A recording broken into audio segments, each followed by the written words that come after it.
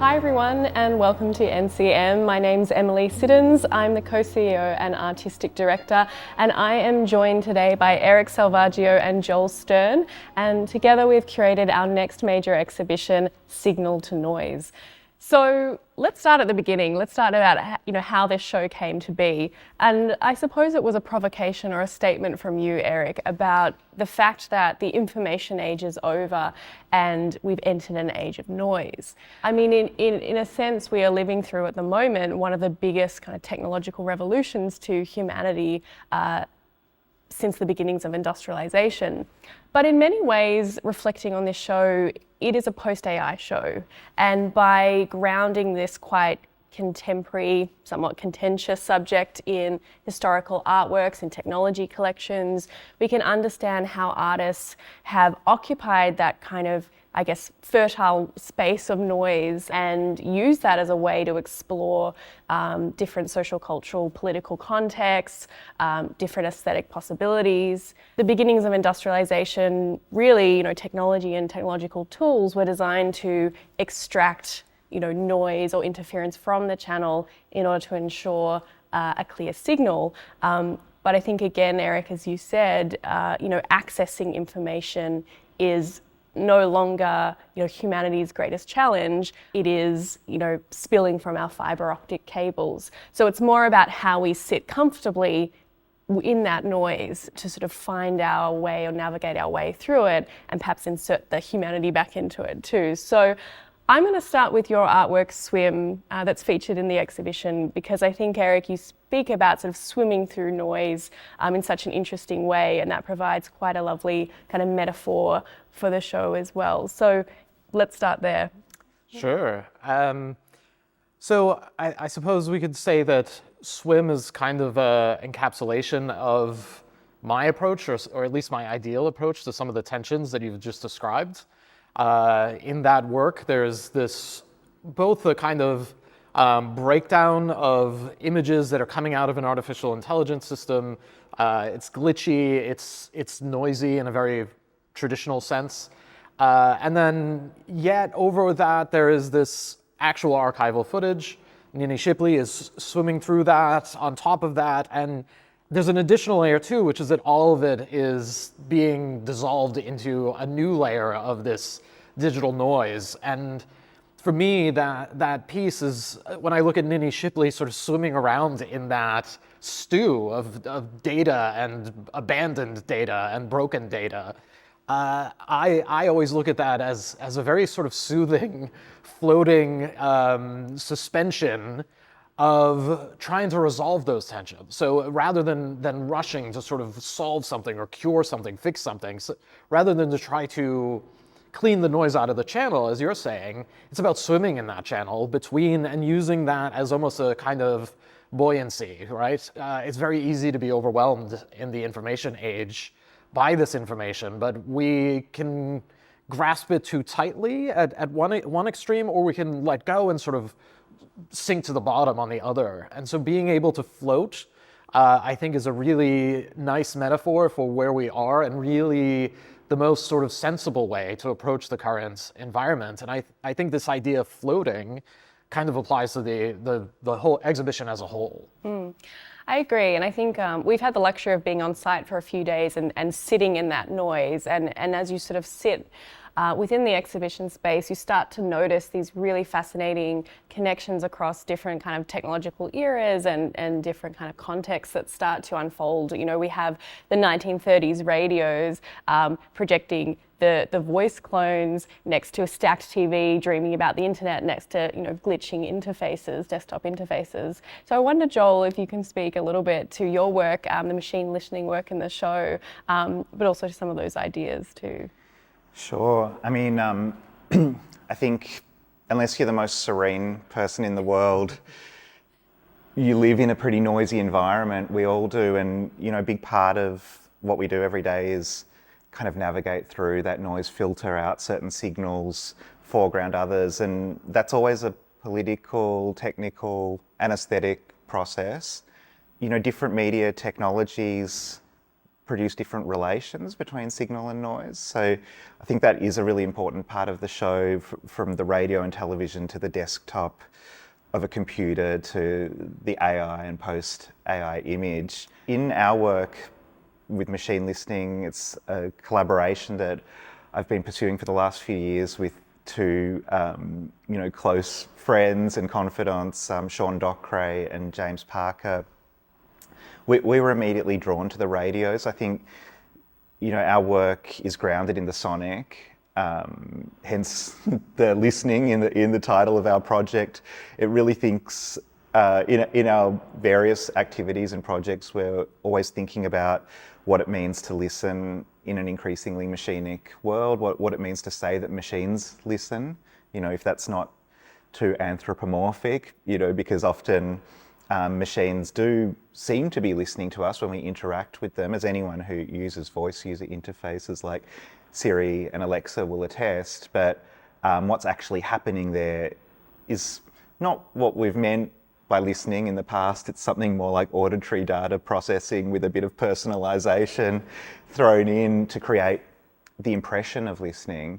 And so, one of the things that we've been doing for the last few years is working with synthetic voices and cloned voices. A voice clone is a really interesting new kind of technical object, I would say. It's a way of thinking about the voice as something that can be produced, reproduced, replicated without the speaking subject that voice might have belonged to previously. How do you extract the qualities of a person's voice and then drape that over a large language model as if it's a skin over the skeleton of language, and then have that cloned voice speak? And in our various experiments with voice clones, we've arrived at some pretty uncanny outcomes. There's nothing more uncanny than hearing your own voice return to you in the form of a clone, with this sort of mixture of horror and recognition that creates.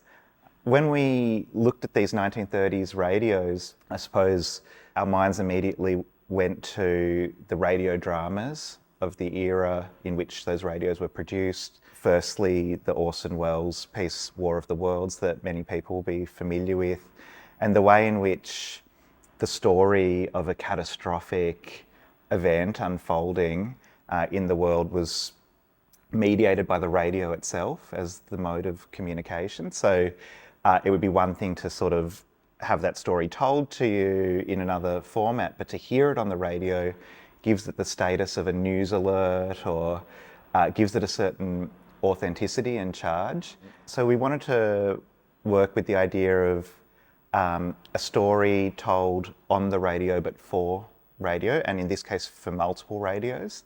So we've worked with 4 radios from the NCM collection and tried to distribute a kind of experimental narrative across the 4 of them in different ways. In the end, we settled upon a narrative that is an adaptation of a fairly, cultish science fiction novel from 1980 that isn't as well known as it should be, because many people who do advocate for this novel call it a masterpiece, in literary circles. It's a novel called Ridley Walker by the science fiction writer Russell Hoban, who also wrote children's books and was a really prolific figure, but this one story kind of stands alone. And one of the important things about this story is it's a post-apocalyptic tale, but told in a kind of pidgin English that has re-emerged from the traces of a lost civilization in a sort of primitive, morphed, devolved form. And the way that he puts that across on the page is by spelling every word phonetically and kind of distorting the words so that they do resemble the language that you know, but are also unfamiliar. So in a way, when we read Ridley Walker, we read through the noise of this mutated language, and we have to kind of, the more you read it, the more you get used to that modality. And we thought that it would be a really interesting idea to adapt that kind of manipulation of language and text for voice clones as a kind of radio play. One of the reasons is that the way that you generate voices with voice cloning is through, a text-to-speech interface. So you write the text into a window and then it speechifies. And so phonetic spelling of text often produces really interesting outcomes in that sense, kind of weird accents and interpolations of language that are unexpected. The voices that we cloned and used in the work are the voices of our kids. So, my two children, James's son and Sean's son, who are all between the ages of about 7 and 11 or 12. And what we've ended up with is a very uncanny post-apocalyptic story told by the voice clones of children across 4 vintage radios. The work is called Voice Walkr, with a kind of misspelling of both words. And that was because in the idiom of the Ridley Walker world, we imagined the reinvention of radio thousands of years after the loss of all technologies. And in their world, the way they think about radio broadcasting is voice walking, that the voice sort of goes walking across these radio waves and appears in different places simultaneously. So yeah, it's the story of these voice walkers populating this strange world. And they do sort of really command this presence. And I think there's something oddly familiar about, I guess the gathering around a radio that used to be the kind of centerpiece of the home. I want to talk a little bit about, collapsing old and new, because I think that's one of the really fascinating things about this show is not just injecting these kind of heritage technology objects and recontextualizing them, but also seeing these incredible historical artworks on loan from ZKM and Henry Ford Museum of American Innovation. Lillian Schwartz's works in particular, to me, feel so contemporary, yet were created before, in the 70s, before the kind of graphical user interfaces that we know and use today. So I wonder if you can speak a little bit more to that layer and how we've kind of, brought them into the present day. Yeah, absolutely. One of the things that I think becomes evident as people walk through the collection here is that artists have been asking these questions about computational logics and the way that computers impose a kind of order that is very distinct from the ways that humans create the opposite of order. Oftentimes the way we think is not following a very fixed and rigid structure. It's loose, it's flowing, and the response to computation that I think is interesting and is a thread that runs through these works is artists trying to figure out how do we get that sort of looseness and floating sort of thought process into the work of a computer, into the work of a machine.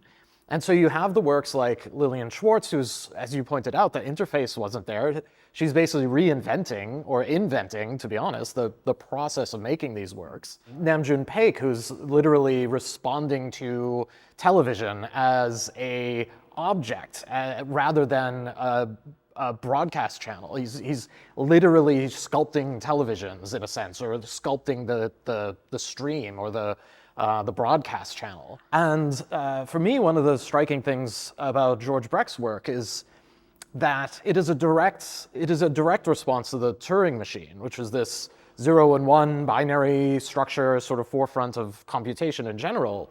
And he's saying, well, what about the kind of abstraction? What about the imagination? What about connecting our own dots and putting together these images cut out from magazines and objects like screws and random numbers, and just asking people to sort of shake the box and open it. And what was striking to me is that a lot of the way he talks about this box is what we hear about large language models in the current moment. So there's one that says sort of shake the box, open it up. There's your travel itinerary. Looking to write a novel, shake the box, open it up. There's chapter 1.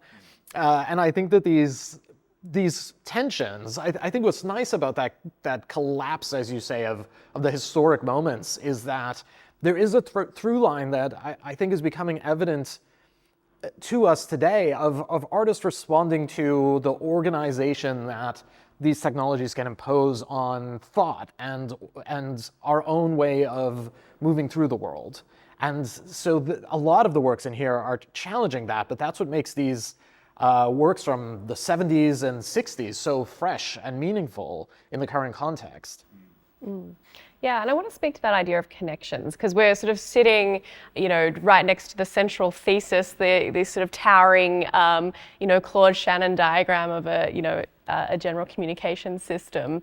I wonder if we can speak a little bit more to this as how we've positioned it in the center point of the show, and how we can sort of think about connections across the works a little bit more.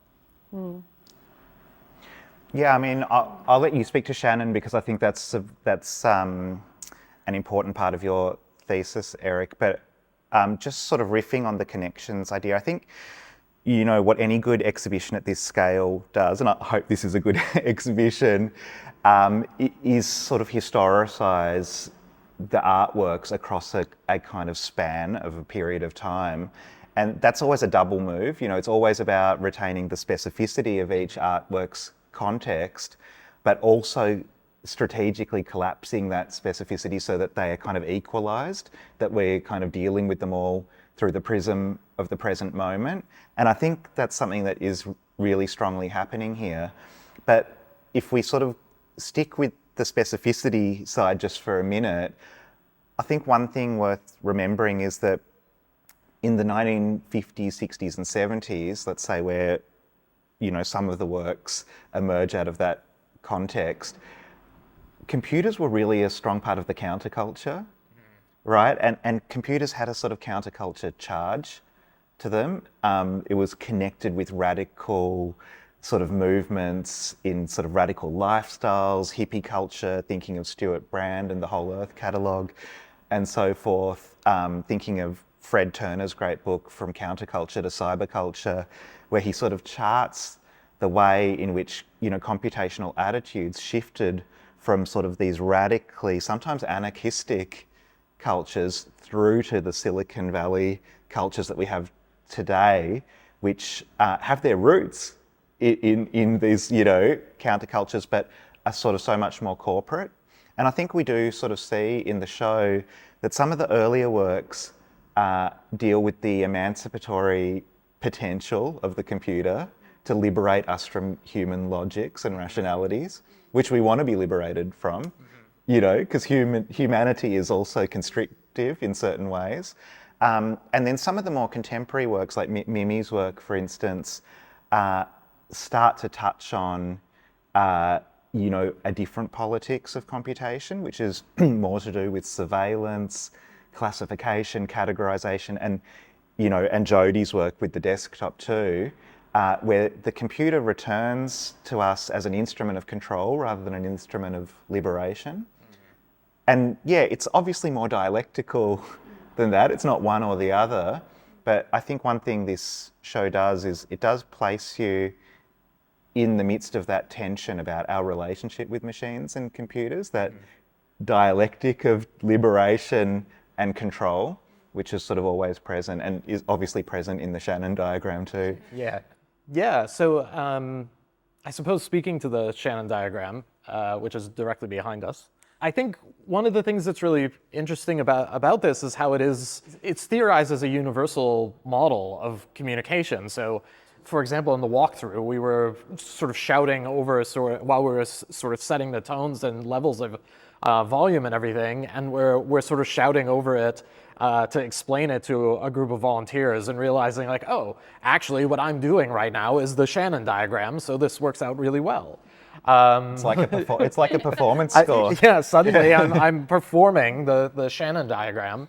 But just to be clear, possibly people watching this, the Shannon diagram it's this idea of how a message rises out of a speaker, moves into a transmitter, and then enters into this space where noise can come in to the signal and change the signal. And from there it moves on to the receiver and then to the destination point. And one of the early conversations we had was about the idea that artists might be the noise deliberately in that channel. They might be inserting noise into that channel to complicate the relationship between the message being sent and the reception of that message.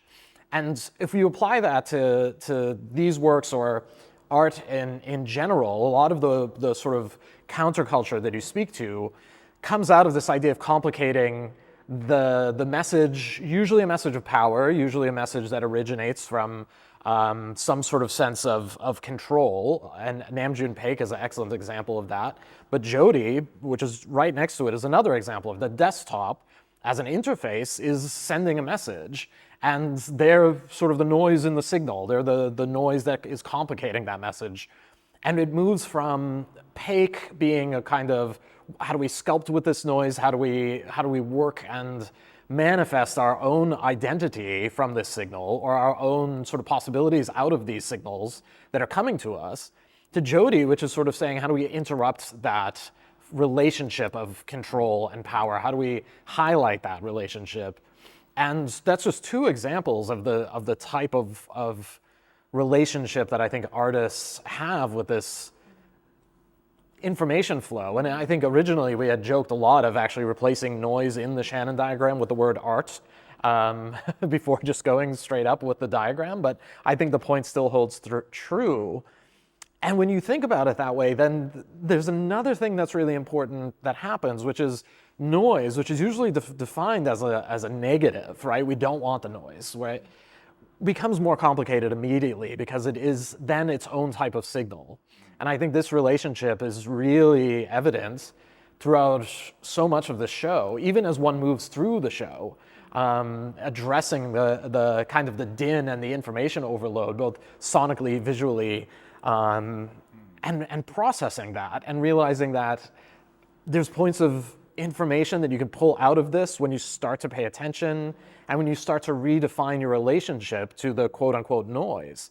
And I think that's a really powerful thing. And I have to say, just to sort of as a spoiler, I love that as you move through the space, it starts out pretty overwhelming and pretty unstructured, and it feels very chaotic and vibrant at the same time. Those two things go hand in hand. But as you move towards the sort of finish, if you turn back, you see that everything is in a very specific place, and your memory, your mind has sort of made sense of this din. And when you look back at it, it's like, oh, everything is actually choreographed. Everything is where everything makes sense, actually. Yeah, I think the curators really thought about it. Yeah, very deeply. it's like, who were those people? And it's not just random. It's as if they thought about it for a really long time and deliberately placed things. But it is true. But I think the miracle is that it worked. My shock was that it actually does work as that experience happens. It was one thing to sort of think about that as a structure, but then to go through it and experience it was actually very, I was surprised. Can I just say something about that negative charge that noise has? Yeah. Because I do love the relationship between the Namjoon Paik work and JODI's work. And, you know, we always have to remember McLuhan's The Medium is the message. And I think what's evident in both of those works is a kind of antagonism towards the medium. And, you know, Paik famously said that he sort of hated technology, or that he sort of hate it in order to understand right, it. or that he used technology in order to hate it better. Yeah. You know, and the television is a great hate object, you know, because television's flooded American lounge rooms and global lounge rooms and transformed social relations and exposed people to advertising and kind of forms of social control in ways that were unprecedented. And so, you know, intervening antagonistically in the television to disrupt that flow of, you know, capital into the lounge room was sort of both an act of subversion, but then, you know, the obvious pleasure and sensual kind of joy that comes from the beauty of that intervention and the kind of formal beauty of the images that are generated, and the fact that JODI are able to create beauty and something almost sublime from a totally crazy desktop, the kind of desktop that give you a nervous breakdown, you know, which was more or less designed to do, you know, because we shouldn't forget that JODI's works were, you know, in the first instance experienced by users of, you know, their of the computer as a kind of viral intervention that shut your computer down, made it dysfunctional, but also made it beautiful in a radical way, right? So that, yeah. I'm finding that tension one of the most fascinating things about this show. It's the visitors' responses to whether they find it overwhelming and chaotic, or I mean, my response to it, I almost find it quite meditative. Sitting in front of Internet Dreams, sitting in front of JODI, I sort of find these insane kind of glitches and malfunctions of a desktop quite meditative to watch them unfold. I'm not sure if that says more about me, but I wonder if we can speak a little bit more to that glitch aesthetic. I think one thing I find quite interesting is, Lillian Schwartz's 2D works that we have actually on the inverse of Internet Dream on the other side.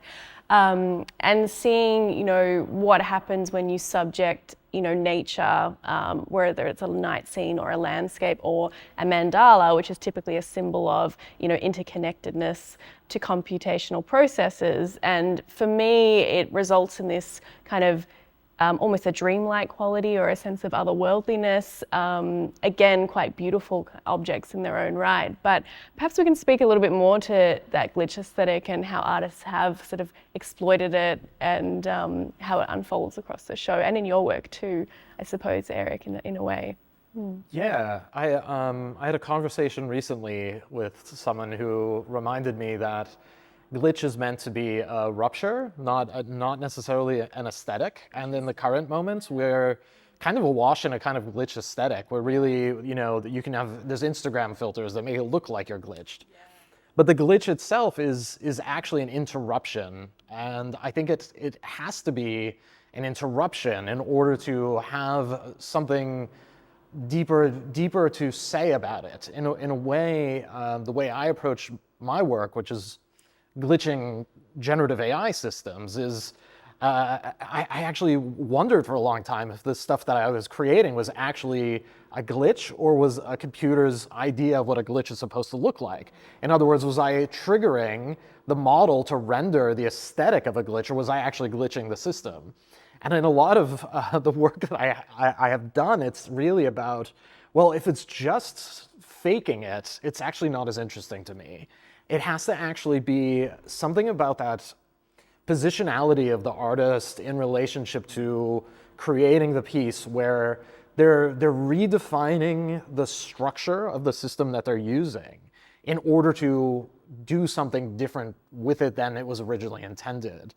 And that's where the glitch, I think, gets a lot of power. Is it's almost like a position as rather than a tool. It's a gesture rather than a color, I should say.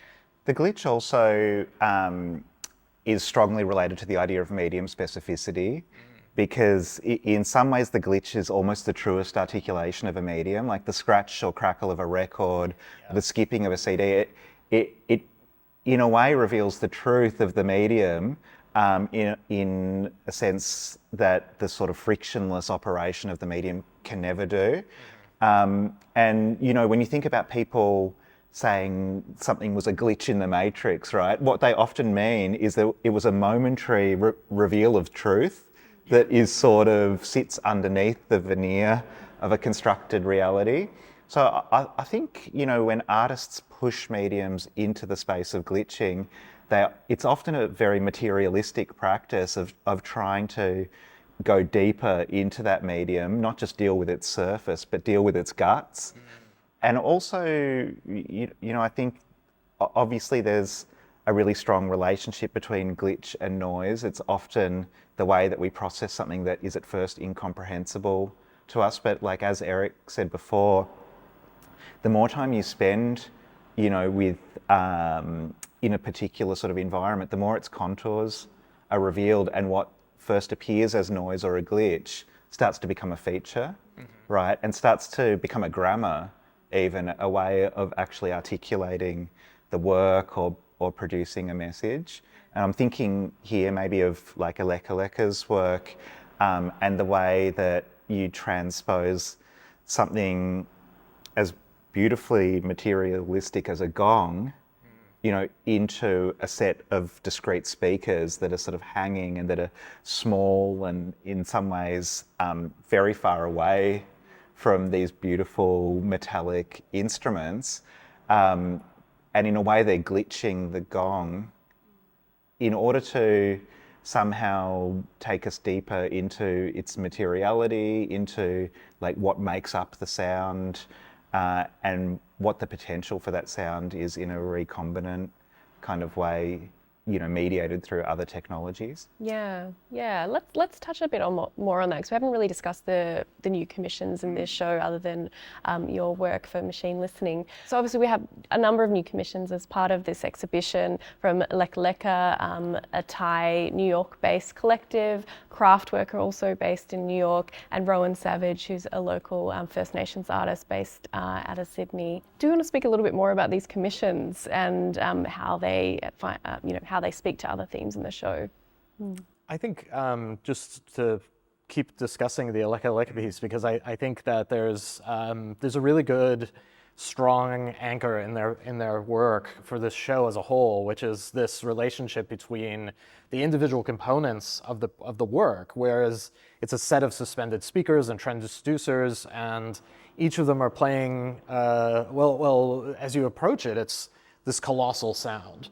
But as you enter into the space, as you literally turn the curtain and will go into this enclosed space, you actually can circle around it and realize, like, oh, each of this drone, this din, is composed of multiple individual pieces. And if you start to focus on those individual pieces, a different kind of rhythm emerges, and you can change your relationship to that din just by changing your perspective around it.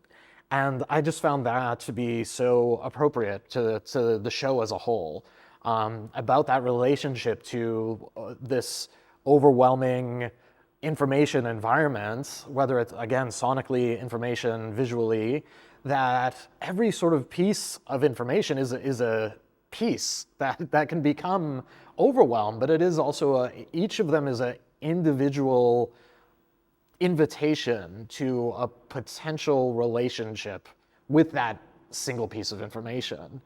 And what we get overwhelmed by is just all the possibility. And noise is, in a sense, an overwhelming sense of possibility that's just beyond what we can actually grasp. And what I love about that piece is that you enter in and you are overwhelmed, but then as you approach it, it almost immediately fades away, and you begin to have these individual relationships that you could just control by focusing or moving around with, like, physically, in order to almost shape the work through your own gestures, your own position, your own way of hearing. And I really found that to be a really powerful commentary on this idea of our relationship with information, the information environment, and when noise becomes something else. I agree. I mean, I really love their work in this show, and I think their kind of reaction or statement against what critics would describe about, their cultural music as, nothing but noise, and how they've kind of subverted that and, invited audiences to listen in a new way and to think in a new way and really, circulate around that work to explore the sounds as they emerge. And what about Craftwork and Rowan Savage or Salvage? Perhaps, Joel, you can speak about Rowan's work. Yeah, I'll speak about Rowan's work, then I might handball back to you guys for Craftwork. But also just to add to the elekhlekha commentary, like obviously, in ethnomusicology, which is a discipline they draw on quite heavily, there's a long history of the imposing of Western musical conventions onto the rest of the world, or sort of trying to understand musics from the global South and from, outside of Western context through the prism of Western musical conventions, which render those musics as noise, because of dissonance and different harmonic relationships and different approaches to scales. So there is a really strongly decolonial dimension to elekhlekha's work in kind of reclaiming noise on their own terms, rather than as designated, by sort of foreign ears, let's say. Rowan's work, I think, has a similar dimension. Rowan Savage is a Combamary artist with mixed First Nations European heritage. And I think that's important to say because the work that he's made, Carrion Sentience, which is really about human, non-human language relations or interspecies communication, specifically in this case with crows, which are important figures in First Nations mythologies and epistemologies, but also he's drawing on certain European histories of sort of thinking about birds as operating at a kind of higher level of language, or somehow being at the sort of intersection of language and nature through bird song, right? And so the work is a 4-channel sound installation. 2 of the channels are sort of ambient, you could say, and 2 of the channels are semiotic.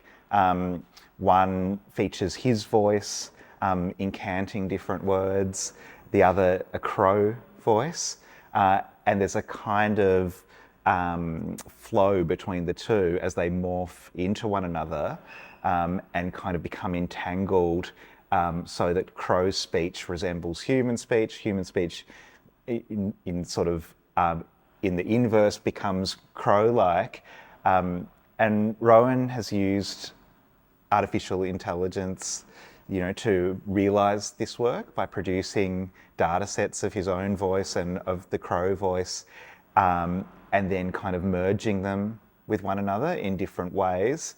He's used some software called Coop Music, which is a startup by some Australian musicians and platform developers who, importantly, I think it's worth saying, are trying to develop a model for AI-generated music that is not extractive, that is not based on just scraping millions of songs and kind of regurgitating them as a new kind of commodity form that doesn't acknowledge the value that has been stolen. I would say Rowan, as an artist working with AI, a sound artist working with AI, is committed to both an ethics of ecological justice, but also platform and computational justice in the sort of the use of data and the ideas of data sovereignty and data ownership. So yeah, it's a really nice work. I'm really proud that we were able to commission that. Maybe we can riff off that idea of, ethical data sets, because one of the first things that visitors will encounter walking into this exhibition is the spawning data set that unfolds across the whole exterior of the exhibition walls. Eryk, do you want to speak a little bit more to that? Yeah, I've been happy to be working with and kind of chatting a lot with the folks at Spawning about the development of this data set, and as somebody who's really concerned about the ethics of data sourcing, their approach has been, we're going to look at public domain data. We're going to try to build a image generation model that is with permission of institutions that have public domain holdings, and we're going to build a data set and we're going to train an image generation model. And so one of the first things that I think I wanted to show about in a context like this, you're trying to think about information overwhelm. Well, what's more overwhelming than these data sets with billions of images in them, this vast collection, vast assortment, almost, quite literally random in a sense when we talk about image training data. And so there was a good opportunity to engage with looking at that from the perspective of visual culture and looking at it ethically, because these are public domain images. They're sourced from museums. The museums are on board with this data set being built. But we're still able to get to that idea of let's look at how a machine might interpret this visual information. And so we cycled through, and what am I seeing when I'm looking over there? Just abstract shapes, weird sort of photographs of someone's porch. The next image is some image from the 19th century from Turkey. The next image is a bird that's been tagged. And that idea of information overwhelm and this steady flow of images is just quite overwhelming, and really, I think, positions us in the visual sense to that information overload that we are currently living in, where it's a constant stream of disconnected images that we are making sense of, but there is no sense. But sometimes making sense of them is part of the pleasure of that overload. And sometimes it's also part of what we're recoiling from. And so that tension is, I think, really neatly summed up in that front panel display. It's also sort of keying us into a really deeply materialist idea of the world, you know, that what we might think of as new images are actually sort of metabolized from existing images, you know, and in the same way that all of the artists here, it's not like they have invented sort of works out of thin air without precedent. Like, it's always a kind of recombinant approach with existing media and existing technologies combined in new ways, right? And that materialist sort of approach where existing things in the world come into contact with one another and sort of smash together and then fragment in new ways is, in a way, at the heart of what we used to call media art, you know, and then new media art, and now it's sort of something else, but still it's about the kind of medias combining in novel ways rather than something just appearing from nowhere, right? Yeah, I agree. So it's almost time for us to wrap up. So I just wanted to touch on Craftwork's artwork and then maybe link that to where to next, where to from here. I think it's actually really nice to end this conversation about the works in the show with Craftwork. It's the first work you encounter, but I think it is actually a really anchoring piece in this, because to me, this ancient future, it is quite literally, it's about weaving and tapestry, and I'm just reminded of these traditions of the weaving as being conversations, right? You're weaving and you're talking to the people weaving with you. You sit on the mats and you have the conversation, and it gets to that fundamental aspect of communication that is then sort of blown up by every other piece in the show. And it doesn't just stop at the tapestry, it also introduces this aspect of artificial intelligence by way of a kind of voice sentiment analysis. And so as you speak your message into the phone, so you're already taking it away from the tapestry, you're speaking into the telephone, so now you're entering this other era, and then that phone line message goes into AI, so you're transversing this other era, and the AI is reading that information and converting it into a kind of color code that is then seeping through the fabrics that have been the tapestries that are hanging around us. And I think that it speaks to something about that anchoring the sort of rootedness of personal communication and the escalating levels of abstraction that have emerged from the development of technology, from the telephone to AI. And so I think it's a really nice anchoring piece to start the show and a great place to sort of wrap up the conversation. Any final thoughts on where to from here? Well, look, I'm tempted to, you know, in order to deal with that question, to just acknowledge that we are staging this show at a pretty volatile moment in sort of history. You know, the Trump administration, we're on the cusp of an election in Australia, which is a deeply divisive one. And in some ways, you know, all of these works speak to the volatility of their times too. But the noise that we have to deal with is sort of ever increasing, right, in its intensity. And so where to from here, I'm sort of tempted to say, you know, more of the same, but with greater intensity, you know. And when I look at two different sort of ways of thinking about the future, on the one hand, you've got people with their noise cancelling headphones, right, trying to sort of block it all out and just create greater space for personal agency. On the other hand, you have people just adding to the noise through this proliferation of content across every, AI slop, but also the political discourse, which is, you know, rhetorically noisy and so forth. And so I think in a way, we as people living in 2025 or already like filters, right, that are so much more finely attuned than people who were living 10 years ago or 20 years ago, who would be bewildered by the noise of 2025. And so I imagine the folks in the future who, you know, might be watching this on YouTube, if YouTube still exists like 10 years from now, will be thinking, oh, it wasn't that noisy in 2025 compared to 2035. You know, so I do think the trajectory is sort of that things... More noise, more chaos. Unfortunately or fortunately, depending on your perspective. Great. Well, let's leave it there.